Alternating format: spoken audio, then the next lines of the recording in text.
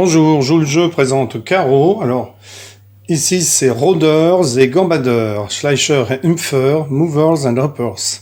Donc il y a toujours 24 cases noires, et tout à l'heure il y en avait 20, donc on en a rajouté ici 4. Nos 6 pions blancs, nos 6 pions rouges, avec leur face d'un côté comme ceci, et de l'autre unis. Donc le but du jeu c'est d'amener le premier, ces pions, dans le camp de départ adverse. Donc à tour de rôle, les joueurs vont déplacer un pion de leur couleur. Donc dans ce jeu, il y a les rôdeurs qui sont d'un côté unis et les gambadeurs qui ont un petit cercle. Alors ici, comme ils sont rouges, c'est colorié en rouge. Les 4 coups possibles d'un rôdeur, ce sont 2. Un rôdeur va se déplacer. Donc si un rôdeur est ici, il va pouvoir se déplacer horizontalement d'une case, verticalement d'une case ou de manière diagonale d'une case. Ça, c'est pour le rôdeur. Le gambadeur, lui, va pouvoir sauter par-dessus. Donc le gambadeur va pouvoir sauter ici ou sauter ici. Imaginons qu'il y a des pions blancs qui soient venus jusqu'ici, un pion rouge qui soit allé ici. Eh bien, le gambadeur va pouvoir sauter par-dessus tout cela, car il n'y a pas de trou. C'est-à-dire que toutes les tuiles sont occupées.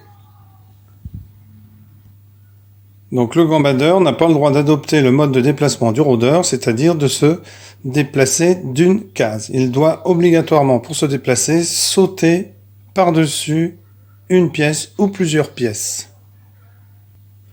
Donc lorsqu'un rôdeur va se déplacer et avancer d'une case, on va le retourner, il va devenir gambadeur. Et chaque fois qu'un gambadeur saute par-dessus, il devient un rôdeur. Alors on a le droit de se déplacer en arrière.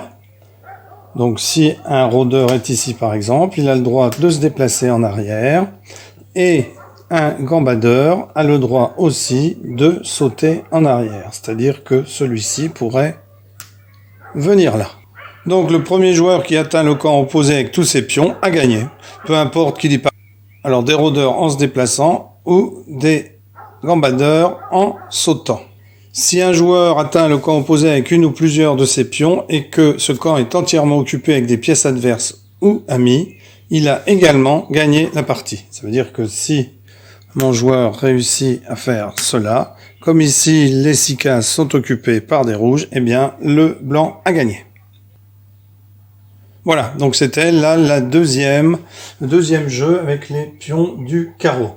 Alors il y a une variante, les joueurs peuvent déterminer librement la proportion de rôdeurs et de gambadeurs qu'on met en jeu, ainsi que leur emplacement de départ. On pourrait leur attribuer d'autres tuiles que celles qu'on avait attribuées au départ, et puis mettre plus de rôdeurs que de gambadeurs, ou le contraire.